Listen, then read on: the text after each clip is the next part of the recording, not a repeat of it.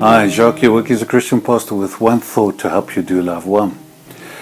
If you've ever lived in the countryside or in a small town, or you live in an environment where people still visit one another or have events as groups of people, you might have noticed a very interesting pattern. As soon as the people arrive, they divide into groups. The men will flock together with the other men, the women would go and spend time with the other women.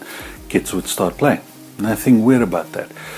In the groups, they would subdivide again. The men, the guys who love rugby would start talking rugby. The women who share love for their children, they would flock together. And again, there's nothing wrong with it, but it's always fascinating for me to see how we seem to connect and find the people who share our interests and passions after a while. This is often described as the law of attraction. We attract those things and people that are similar to us, that we share something with. Put differently, we attract more of what lives inside of us. Jesus referred to this law when he said that those who have more will be given, but to those who do not have, even the little that they have will be taken away from them. Now it sounds harsh, but it's true, and if you think about it, we see it all around us every day. Generous people attract other generous people, and very often they are recipients of generosity.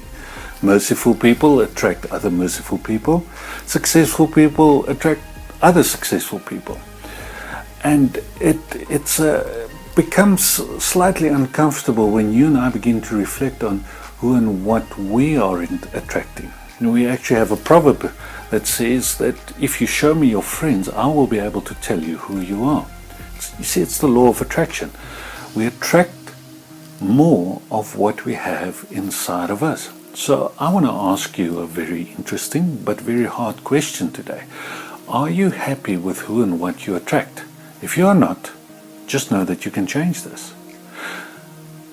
You can choose what you want to attract. So say for instance, say you want to attract more generosity, then become more generous. If you want to attract more friends, become a better friend. Because you attract what lives inside of you. This makes you tremendously powerful. If you're the one who realizes that, but I have this inside of me, and you choose what you want to have live inside of you, this is such good news.